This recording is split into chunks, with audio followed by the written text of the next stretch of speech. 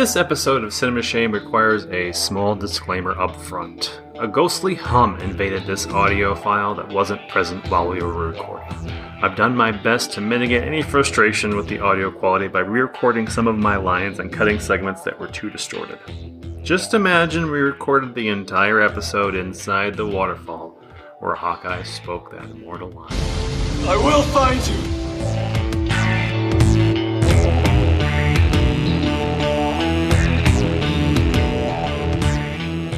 DVD Netflix presents the Cinema Shame podcast, the podcast that empowers you to take hold of that ever-growing watch pile and vanquish that movie you've intended to watch for 3 decades. My guest today did exactly that, unburdened himself of the Cinema Shame 3 decades in the making. Dan Delgado is the host and creator of Movie Maker Magazine's The Industry podcast, and perhaps the greatest entertainment ever to grace any kind of airwaves, The Jockey Club, the podcast that breaks down Joe Picca's Let It Ride scene by scene, links in the notes. So, Dan. Yes.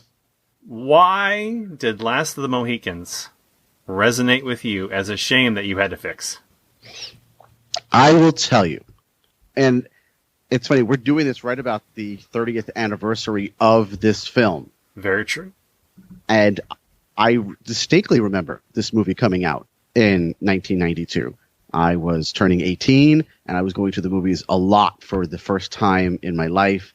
And this was a movie that I remember seeing the ads for this, James, and everything about it said, right? It just looked so disinteresting.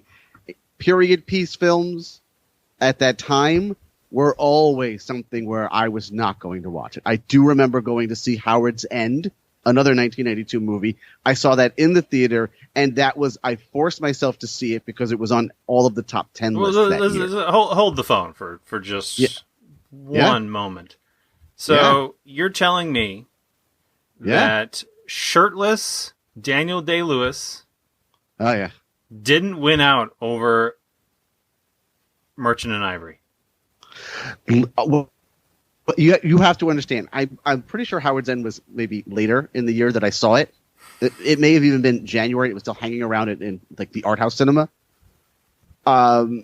This movie, here's what when I think of it.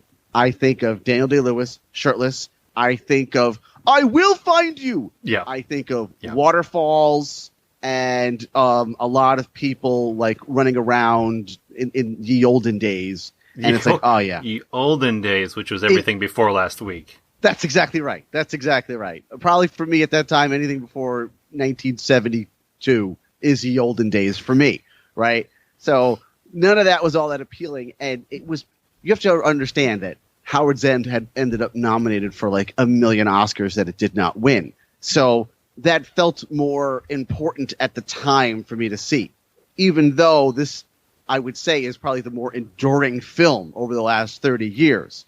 And as this was a movie that when I started to become more aware of filmmakers and I became aware of Michael Mann, I still always skipped over this one. I still looked at it. I was like, do I really want to do that?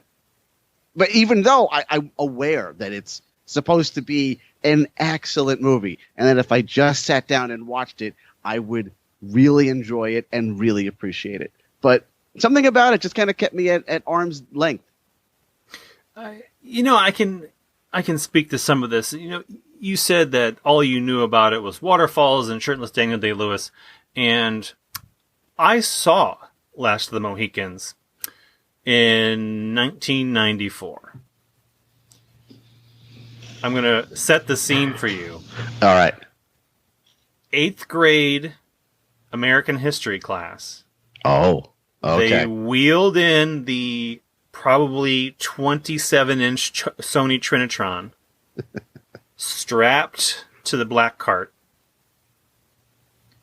and my teacher popped in the Last of the Mohicans VHS tape. Mm-hmm. That is how I watched Last of the Mohicans. How many days did it take for you to finish it? Okay, I don't know. Okay, but was it all in one day? Or no, definitely wasn't all in one day. Okay. I don't know if we even finished it. Okay, all right. So, my memories of Last of the Mohicans, even though I had viewed at least the majority of the movie, were very similar to yours. Yeah. Shirtless Daniel Day-Lewis certainly left an impression, and I'm not saying that as, someone who was just another teenage girl at the time. Mm-hmm. And I may as well have not have seen this movie when I watched it last week. No recollection. I knew exactly when he was going to say, "I will find you," because my wife left the room for a minute, and then it paused. I think I was going to say it. You're going to miss it. I want you to go! If we don't, there's a chance there won't be a fight. So powder! If we don't go in that, there's no chance! None! You understand? Coward! You've done everything you can do! Save yourself! If the worst happens... You stay alive! If you don't kill him, they'll take you north up to Huron land. You submit, you hear? You're strong! You survive! Stay alive, no matter what occurs. I will find you. No matter how long it takes, no matter how far. I will find you. Yes, that's what we're all waiting for. Yes. We're all waiting for that moment, yes. Yeah. So even though I had, as I said, I'd seen the movie, I was still in the same boat as you. Yeah, and I think I perceive this movie as much more of a romance than it actually is. That is how it was sold. It sure was. That's what it felt sure like. Was. Yeah. At this time, I was going to see a lot of movies just like you, and I did not venture over. I am almost positive this movie played at the theater right near my house. I could have walked to the theater and seen this movie, but I did not. Speaking about the Michael Mann issue, in that I love Michael Mann. Oh, me too. I don't think he can make a bad movie if he tried. Wait, so The Keep? What are we doing there? I think it's more interesting than saying it's just a bad movie. That is an absolute fair thing to say. So I'll go with that. It's not a great movie, but it's still pretty interesting. Okay. So I've seen all the others. And another interesting footnote is that VHS tape would have been letterboxed because Michael Mann refused to release this film on anything that wasn't in its original aspect ratio. I had a letterbox double VHS of Heat that had the trailers on it, and that I thought was the greatest thing ever. Yeah, that was I felt really pretty badass when I had the two VHS letterbox cassette tapes. Oh yes, that meant I was a cinephile. I was going to say that exact phrase. That exact phrase. Yes, that's exactly right. And then when I got Laserdisc, I was incorrigible. Oh, I bet you were. Oh, it was awful. I bet you were. Mm-hmm. I never had one, so I was always jealous of that. It was great until I had about 60 of those bad boys, and I was moving them to Atlanta after college, and going, what the fuck am I going to do with these now? How was that whole thing where you had to flip it? Was that an inconvenience, or it was like, no, it was worth it? Listen, you crank it up, and you're showing off that the big scene in Desperado. You don't care how many times you flip those things. Okay, I hear you.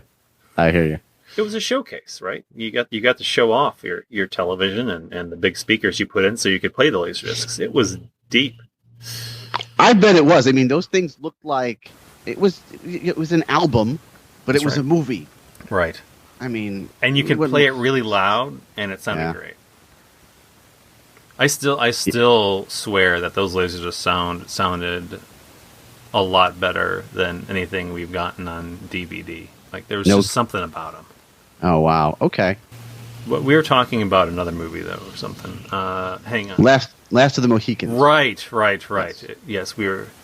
Michael Mann. That movie that we didn't remember or didn't watch. The Michael Mann issue, maybe we'll just summarize that as the Michael Mann issue. Like, a filmmaker we love, but a movie that is perhaps disassociated with the rest of his filmography. The reason being that it's set in 1757. That is correct. That is absolutely correct. Yes, this is a movie that definitely sort of sticks out like the proverbial sore thumb in a way. And I was curious about box office today because as I thought about the Michael Mann issue, so I wonder whether this was perhaps one of his most successful movies, even as we disassociate it from Michael Mann. So we're gonna play a little game with you. Okay. Here today on Cinema Shame. Okay. Which Michael Mann movie made the most money?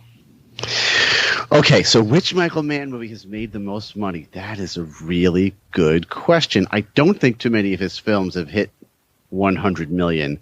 And I don't think this one did, although I know it did very well. And I can distinctly remember thinking, as I saw these ads, and I can't do this with every movie, but I remember seeing these ads and thinking, that'll be gone in 2 weeks. This probably did something like 70, 80 million. Look at you. Yeah. For a certain period of time, I'm pretty good at this. Yeah. I will. I'm right now. In my head, it's Collateral is where I'm going, and I'm just trying to think if I could think of anything that made more than Collateral. Certainly not The Insider. I don't think Heat did. Certainly not Miami Vice. Not Black Hat. You don't think Black Hat did? You just dismissed it so quickly. Yeah, that's a positive on that one. You know what? I'm going with Collateral. I think I'm sticking with Collateral. Unless you're going to tell me it's Ali, and I just didn't think about it at all.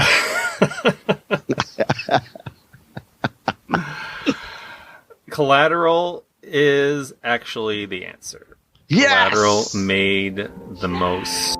You know, if you just listened to me, we'd be all bogged down in traffic right now, and you would have made yourself an extra $5. Yeah, when you keep that $5, buy you something special. Is this number 2 for him? Mohicans? It is not, actually. Oh, okay. So what I did the global total here. So the number I did was global. Oh, okay. Yeah, all right. So I would not know the globals. I would only know the domestics for a lot of it, because that was before we were really looking at the global. All right. So so what would be second global for him? Would it be Ali? It would not. Ali didn't do very well at all. Well, what do you know about that? I was shocked by number 2 because I dismissed this film. If that helps you any. Is it Miami Vice? Public Enemies. Oh my! Yeah, that's how much it's been dismissed. Is that I didn't even mention it, and I think I mentioned almost his entire filmography, except for Thief. Okay, yeah. So worldwide, Collateral made 220. No. Okay. Yeah. All right. And Public Enemies 214. No kidding. Yeah. Wow. Yeah. It made almost 100 million domestically. I see that. I did not remember it doing that well. I remember it, maybe I'm kind of remembering it based on my feelings towards that film, which are a little. I'll put it in the disappointing category. Mm-hmm. Yes, we'll just leave it at that. We'll just leave it at that. Collateral, as I said, 220 worldwide, 101 domestic. So those two stand out as the top of the Michael Mann food chain. Falling in behind those two, Heat, 187. Okay. Last of the Mohicans, 143. And sandwiched in between those two lovelies was Miami Vice at 164. Okay. I wonder how much of that is international on Miami Vice. A lot of it actually is international. Yeah. And it is... you look at that total and it's like, oh, well, everybody considers that such a dud. It cost $135 million to make. There's sort of this reappraisal of that film. I haven't watched it since the movie theater. I've been a little tempted to watch it again since then. I recommend it. I really like Miami Vice. Yeah. Disassociated from expectations, I found it to be a really strong movie, and it's one that I actually go back to more frequently than some of the others. See that? All right, then I'm going to have to do that for sure.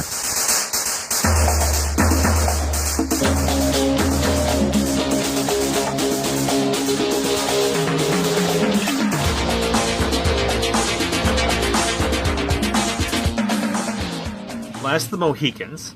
Yeah. For you old-timey history buffs, based on the 1826 novel called Last of the Mohicans, a narrative of 1757 by James Fenimore Cooper. Since I've not read the novel, I might not be the expert that's needed for this conversation, but we're the best I've got. Okay, that's if it's not you, then who? Right? I'm looking around and I don't see anybody here. That's it. No one stepped up for this one. In the criticisms that I've read of the Michael Mann Last of the Mohicans, it is said that he adapted the film version rather than going back to the source material. Oh, that's interesting. Whether that matters much, I don't know. I have no intention of reading that book, so it really does not matter to me. You could go back to the Roger Ebert quote in his review, who called it quite an improvement on Cooper's all but unreadable book. Oh, well, see that? Now I'm definitely not reading it. So yeah, I wasn't inspired to go back and read the book either. I do not think that I've ever actually read James Fenimore Cooper. Although, in retrospect, the title of it, Last of the Mohicans, a narrative of 1757, would have helped me with the time and place of the thing, because it's like, I don't know what year this is! Like when you were watching the movie, you didn't know that? Well, it was like, it probably told me. My ignorance of the French and Indian War came out in spades. I watched this with my daughters, and they're asking me all these questions, and all I could do was like, stop asking me questions! I don't know anything! Okay. This is, I think, the only movie I've ever seen about the French and Indian War, but which probably explains my ignorance, because I get almost all my history from movies. Pretty much. And I did know that's in the 1750s. So I was, I had that as my I'm not sure if it might even tell us in the very beginning. I'm sure a year pops up to tell you. But all I could say was it's before 1776. Now leave me alone. Oh, that's good. That's good. I'm sure that was sufficient. It wasn't great. I was trying to kind of piece together what it was trying to say about the French and Indian War, and I came to the conclusion that it didn't matter. I don't think it does. I don't think it's really saying anything about the war overall. It's not, and I think that's probably to its credit. Yes. In that it wanted to tell a story more than it wanted to tell historical fact. Yes. And when these historical pictures get bogged down in something other than the emotional stakes of our characters' eyes, is I think when we lose a large portion of the audience. Yeah, and then it becomes the Civil War. Exactly. I'm not here for that. I'm here for a good time. So go ahead, give me the good time. And I think we got that. Oh yeah, I think so. I will tell you, this movie is definitely a lot more violent than I expected it to be. Yeah. I did not realize that just how brutal the violence was going to be at times. And when it happened, I was like, oh, okay, this is what we're doing here. Okay, I'm okay with this. It's a little unpleasant, but it's doable. Let's go. There's a few moments. There's the scalping ones that are obvious. Yep. The second time, it was obscured. When Wes Studi's character, when he went for Monreal's scalp, they did obscure it. But some of the sound effects that went along with the tomahawk and the I'm not sure of the weapon name itself. The Singachuk, the main Mohican guy. Yes, I think it's Singachuk, but Singachuk. His right. war club thing. Oh yeah, whatever that thing was. Yes.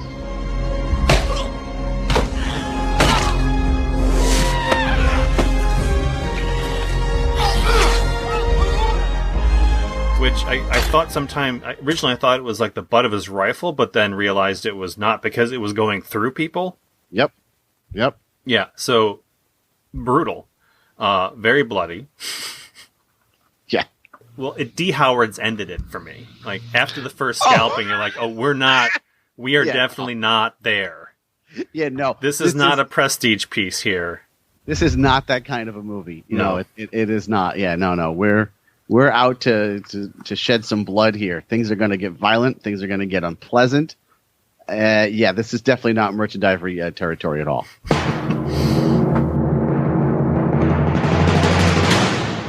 It's not as I imagined it would be, thinking of it in Boston. The frontier is the only land available to people. Out here, they're beholden to none. As a new land was being carved out of an untamed frontier. Just dropped in to see how you boys is doing. One man, defiantly courageous, stood his ground. I thought all our colonial scouts were in the militia. I ain't your scout. You sure ain't no damn militia. One woman, fiercely independent, followed her spirit. My father warned me about people like you. He said, do not try to understand them. Do not try to make them understand you. Thank you so much. They shared an adventure. It was a war party. That means they're going to be attacking up and down the frontier. That took them from the edge of the wilderness. He saved us. We're alive only because of him. Are those the actions of a criminal? And into each other's hearts. Why didn't you leave when you had the chance?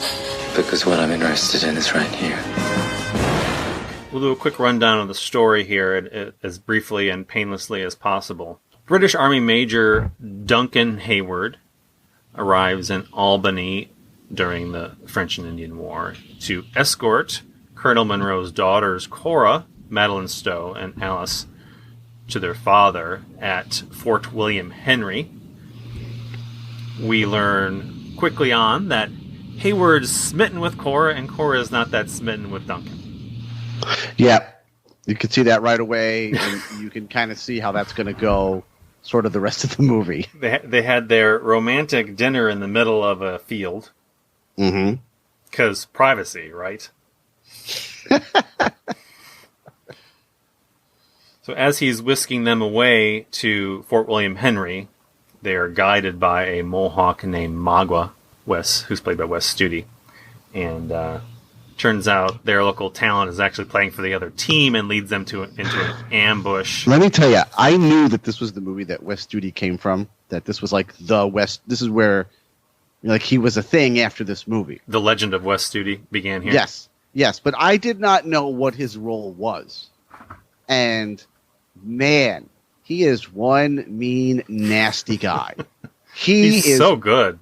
He is so good. Yeah. Yes, he is so good. I gained a whole new level of respect for him, for his performance. He nails this so hard. Oh, yeah. He's not a guy you want to mess with. And at the same time, he's not the pure one-sided evil either. You can see the justification for his rage, and you get it. You're like, I see why you're scalping guys. Oh, I mean, what? Was something wrong with the colonizing British people? What are you talking about? Why would anyone have a problem with these guys? Mm-hmm. Yeah, it's very easy to understand his point of view in this film. Mm-hmm. So in this ambush, along come our trio of Mohicans, Chingachgook, Uncas, and Hawkeye, the adopted white son of Chingachgook. And so begins the romance between Cora and Hawkeye, Uncas with Alice. These feelings are mutual, and Duncan's not very happy.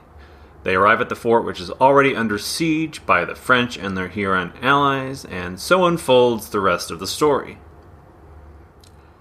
It's a romance with a whole bunch of bloody bits scattered in. All right, what if it's an adventure with some romance scattered in? What if it's a bloody romance with a smattering of thrills? Oh, okay. A smattering of thrills sounds. Smattering of thrills. That sounds I'll go with that. That sounds fine. A smattering of thrills. Come on, you get a smattering of thrills. I don't know why that wasn't on the poster. The #1 movie in America. The Last of the Mohicans. Siskel and Ebert give it 2 thumbs up. A fierce romantic epic, says Newsweek. USA Today says 4 stars, the year's top screen adventure. Stay alive no matter what occurs. I will find you. The Last of the Mohicans, rated R, now playing at theaters everywhere. It really does feel like, like maybe this is kind of how things were in 1757. I mean, I don't want to say that because here I am, some dummy getting his information solely from a movie. We already admitted that fact. we get all our historical facts from movies. Absolutely. I want to put the caveat in that I'm aware of this. That's all. That's all. It's what it remind people. I guess my follow-up point to that was that we like the movie's verisimilitude. Oh, wow. You make it sound so pretty when you say it that way. As we perceive it should be based on our experience with other movies set around 1757. Oh, yeah. All my other favorite ones from that time period. Right. Now the Hessian wakes. He's on the rampage, cutting off heads where he finds them.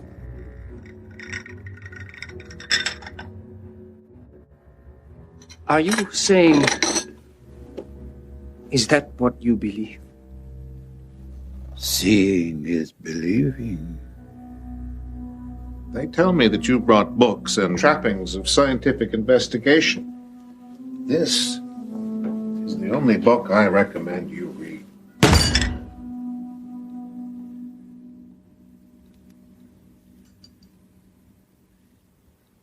I see. The historical context for me made it all that much more interesting. I certainly never spent much time learning about the French and Indian War, and this movie doesn't dwell on the facts. But it gives you enough that you want to know more about what's happening here. I mean, this is background for the American Revolution. We spent a lot of time talking about the American Revolution, and I felt totally ignorant of the larger factors at play here. I did have to really sit and think, like, what do I know about this war, right? I know the American colonists were helping the British. I know the Indians were helping the French.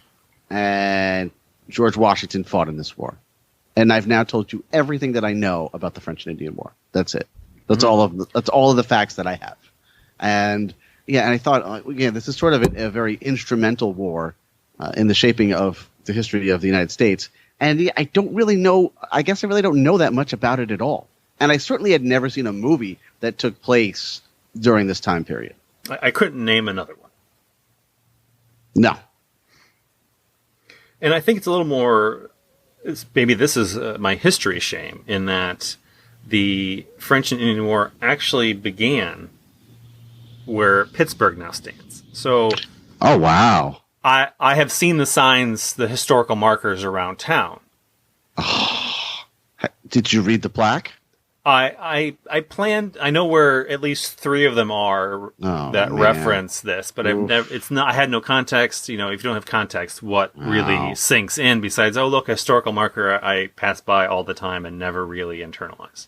Wow, this is real shame for you. I know. This is a lot. Okay. I was doing a little research, and my wife was looking it up because questions from children, and we're like frantically trying to answer and catch up and pretend that we're adult and smart. So the French and Indian War, the beginnings point to a conflict over control of the confluence of the Allegheny and Monongahela River. Oh wow, that's you. That's me. It's right here. Holy cow! Yeah. Right. I knew, the Fort Duquesne was right here. We have a massive marker right along the river for where Fort Duquesne stood. All this is coming together. The Pittsburghness, the signs I've read but never internalized. So I feel like I have a job to do and track down these signs and start putting together the pieces.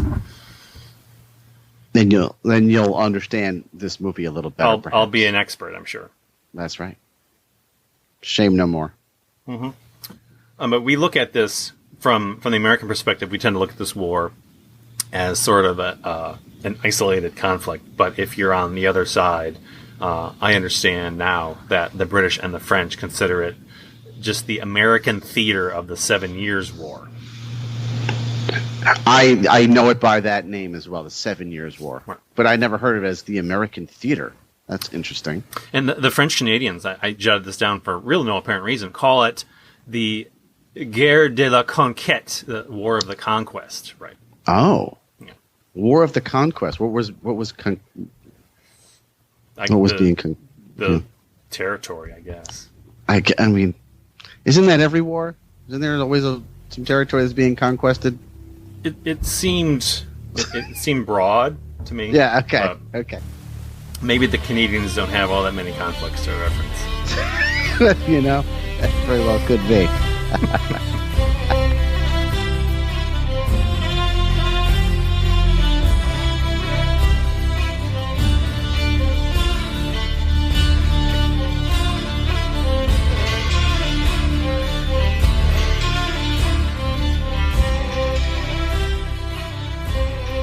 Now, my wife was one of the legion of teenage girls who had a vibrant fascination with shirtless Daniel Day-Lewis. She confessed this to me on many occasions. Maybe it was more than just a shirtless thing. It could have had something to do with the amazing flowy hair or the way Madeline Stowe looked at them with those big doughy eyes.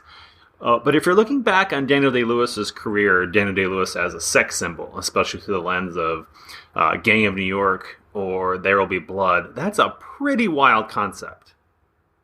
Yeah, it really is. It happens here, right? At least certainly in the United States. This is it.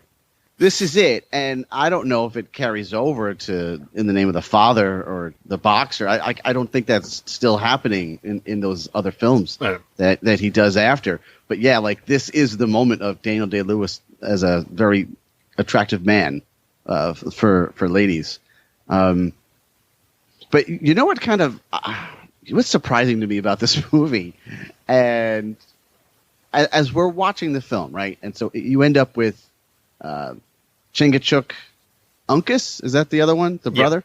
Yeah. Okay, Uncas and Hawkeye, and the three of them are together, and they're kind of like on this adventure. They're trying to save the women and whatever they're trying to do.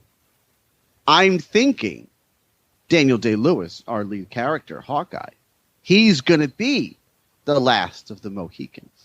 Mm-hmm. But he's not.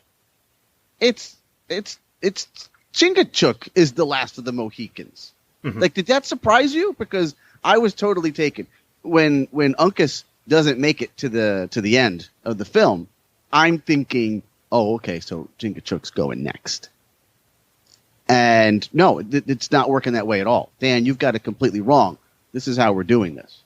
And it's not a complaint or anything. It's just, and in fact, I'm always happy when a movie can surprise me with something like that. But the movie is called Last of the Mohicans. When you look at the poster, there's Daniel Day-Lewis all over it. So I'm thinking, oh, it's him. He's right there. It says right there, Last of the Mohicans. Yeah, it's right above his head. So when it comes to the end and they have that speech on the top at the very end of the movie, and Michael Mann is almost pointing to the fact that Hawkeye can never be a real Mohican. Yep. That Chingachgook is the last of his kind. This is a definitive statement about the Native American experience in America. I mean, that's what we're looking at here. That's what this movie has. It's been about the romance, but he's definitely making a point through Chingachgook and Magua, the selfless good and the vengeful evil. Yeah. One has turned this into a personal quest to seek revenge, to eliminate, to conquer, and almost beat the white man at their own game. And the other one has decided to tend his own garden. Yeah. Because the only thing he's got is his family, and he is accepting the fate of that family. Yeah. So I thought that the Last of the Mohicans title, as we were dissecting how we definitely knew he had to die. Yeah. Yeah, it is a little weird because, you know, when you put it in the way that you just did, right? It's like, well, where does Hawkeye fit in all this? He's just the romantic person that we're seeing the movie through. Is that what's going on here? Would that be an accurate way to put it? Possibly, but I also think that in that notion of family, it's sort of representative of an ideal, a naive ideal, perhaps, of coexistence, and how one man hopes to achieve a certain stasis that he knows is impossible. So, and at the end of the movie, we're left with this sinking feeling because we know how this ends, and we know it's not possible. I think he's representative of, or at least that relationship is representative of the larger whole, just as Magwa's relationship is representative of the truth. So that was something I was tossing around. I don't know how fully fleshed out those thoughts were. It's pretty good, though. I'm kind of on board with what you're saying. Or I should put it this way: I certainly don't have any sort of opposing thought. So how could you oppose? Right. That's what I'm saying. Like you're no Magwa. You're no Magwa. No, I'm no Magwa. Not at all. I will tell you though, the one thing that you and I both know about this movie, right? If we're thinking of one definitive thing, it's him with the waterfall behind him. I will find you, and that moment, which seems to be the definitive moment that everyone can remember from this movie, it doesn't take him very long to find her afterwards. Like, I always thought the way this movie worked in my head was that, they probably get separated, I don't know, after the first act. And then the second it feels like a quest. Like the movie is the quest. Yes. He's going to find her somewhere. However long. However long. 10 minutes. Yes, that's right. It's like 10 minutes. They're separated for about 10 minutes before he finds her again. And it's like, okay. And of course, now I would like to point out, and I don't know if we want to point this out, but the version that we saw, which is the second. The second edit. Yeah, the director's expanded edition from 2010. Definitive. It's the director's... Oh, I'm so sorry. Definitive. It's the definitive. You're right. It's the definitive. So, I don't know if it was 10 minutes in the theatrical cut. But, yeah, it really... Those things that you see, those trailer moments that stand out to you, and that you will always remember... There's always trailer moments from movies that, for whatever reason, will just pop in your brain for all time, like that one. Like, if someone had asked me about it, I had never seen this film. I hadn't seen an ad or a trailer from it since 1992, but I remember that moment, right? Clearly. That sticks, and it always sort of plays with your perception of what the movie is going to be. And so, and really what you've done is you've let some guy who's going to come in and just make an advertisement to sell the film. That's really what's messing with you, because Michael Mann didn't probably cut that trailer. Somebody else probably cut that trailer. So, but that moment always, this is a quest to find Madeline Stowe so they could be united at the end of this film. Yeah, I mean, it is. Truth. But we like to talk about all the reasons that someone doesn't watch a movie. Right? Yeah, like something big like this. Some of the the classic movies that have endured for generations. Does that moment prevent you from watching this movie? It's a really good question. It wouldn't today, right? But the 18-year-old me in 1992, it certainly did, I would say. But if I saw that now, I would look at that and I would think, I've got to see if he finds her. I'm in on this. I mean, obviously, the movie sold well. It was a hit at the time, and it's something that people continue to go back to. I mean, we're doing a podcast about it 30 years later. But I mean, I did a podcast on Let It Ride too. I mean, what do you? Oh, all right. So you want a quick sidebar for a second? There is a Let It Ride connection between Last of the Mohicans. Yes, there is. Oh, do you know? You know the guy I'm going to bring up? Yep. Is it Ned Dowd? Did you see the name in the credits and go? Yeah. And you became the Leonardo DiCaprio meme of him pointing from Once Upon a Time? Little bit. Yes! I love that, James. I love that. That warms my heart. Yeah, Ned Dowd, producer for Let It Ride. He does something else. He's not a producer on this movie. I don't remember what his job was. I don't either. But he does. He does He's in the credits for this film. It was in a list of things, and I didn't. And then I saw that. And I said, well, I'm doing this with James, who's one of my main Let It Ride people. This is kismet right here. This is no accident. This was destiny that I picked this particular film. Yes. Yeah. Yeah, I do think there's a danger of movies endure, movies last, and sometimes they get boiled down to a trailer moment. An individual line that's repeated by people who have seen it and are in the know. Mm-hmm. And it puts people off. I don't know because I don't think this movie, even though it maintains popularity, and I don't think it's disappeared from public consciousness in any way. I do think people who haven't seen it don't pop in to go, you know what movie I haven't seen? I'm really dying to see that Last of the Mohicans movie. Oh, yeah, you're absolutely right. And I like to look for little things and little reasons why movies don't attract new viewers. And Daniel Day-Lewis is pretty popular. You know, he's a good actor. He still makes movies. Well, he did. Well, I don't know if the retirement's going to stick. Yeah. I'll tell you, though, I don't think Daniel Day-Lewis is the kind of guy that crosses over with everybody. I don't think everybody is like, oh, yeah, I love Daniel Day-Lewis. I think he's the guy who's in prestige movies that, you know, maybe you see and maybe you're okay with not seeing.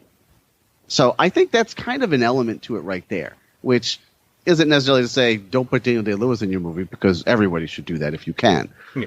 But I don't think that he is I don't see him as like a big draw for just mainstream America, right? For just your average movie guy who's going to do it. You know, it's not as though the movie is endlessly quotable.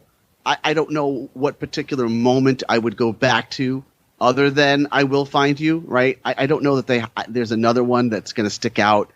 I've never heard anybody quote this movie before, and I'm not trying to rip this just movie I Will Find You. Right, exactly. We've done that a million times already. So we did that at Disney World, for God's sakes. Like I will find you. Oh, really? Okay. So maybe that's more quotable than I thought. It's not right? really. It's And about the cut. So the original cut of the movie was 112 minutes long. Man lengthened it for DVD to 117 minutes. I guess he saw that extra space he could toss on there, and it's like 5 minutes is where it's at. Hey, sometimes that is where it's at. But then for Blu-ray, he released the director's definitive cut, which is 114 minutes. Which was the only version I could find to which is really watch. Right. Yeah. The only one we have, the DVDs are all 117. The Blu-rays are 114. The streaming versions are 114. At this particular moment, the only way I know to see the 112-minute theatrical cut is through an Australian Blu-ray. Huh, no kidding.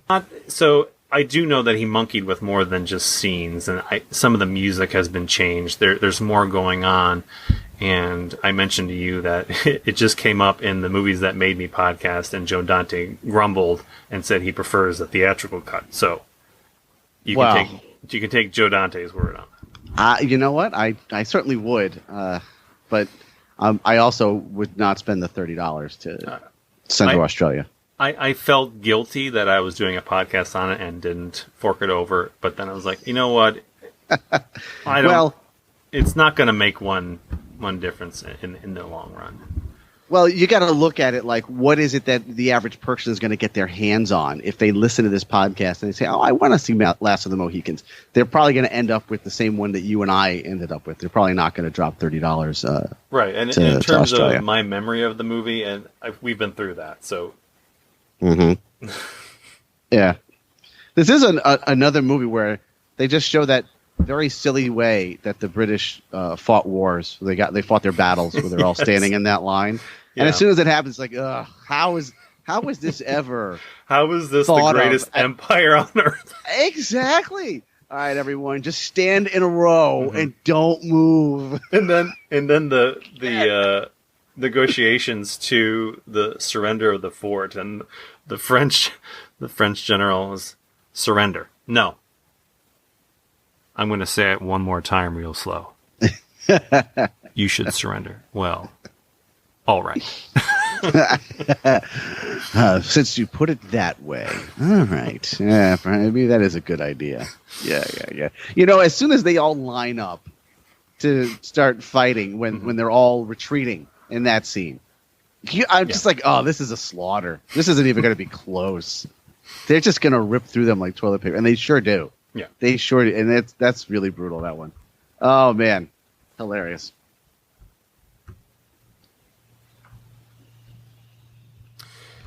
And the other thing, I was like, I remember that this movie was such a big deal. It must have been nominated for all the Academy Awards, right? Oh, I don't. Not in my recollection. I'm going to guess. All right, I'm going to guess. Pop quiz part 2. How many Academy Award nominations did The Last of the Mohicans receive? Oh, well, all right. I'm going to go 2. 1. 1. Okay. 1. Is it costume?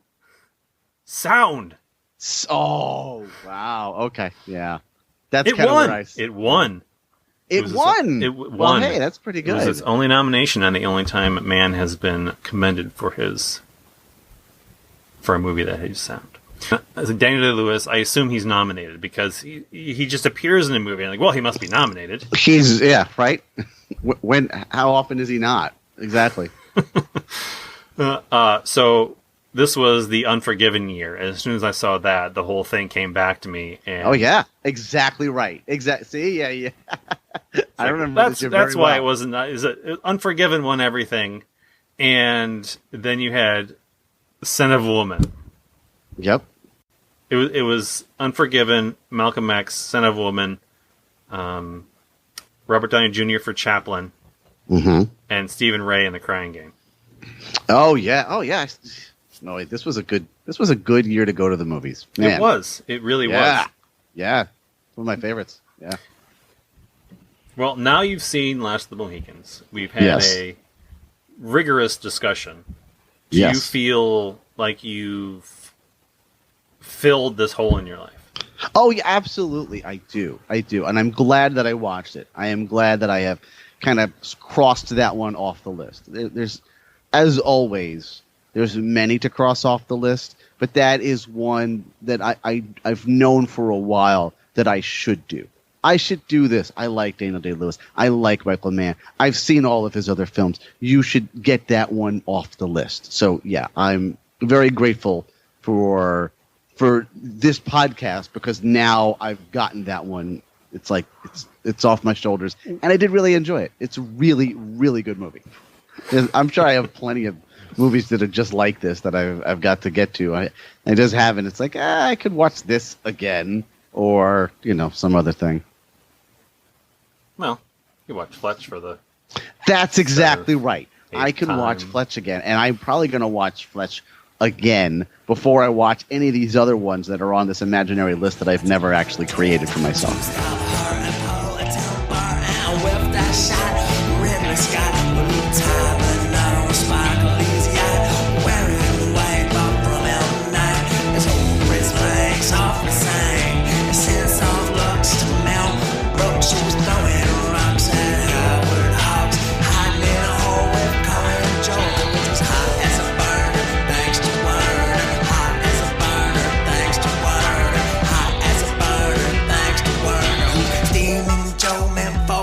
Had hit the hood of C. Eastwood, that well-known meanie who like Bellini thought absurd. Soderbergh's claim that famous Harold Ramis was the greatest director in the history of cinema. You have chosen wisely.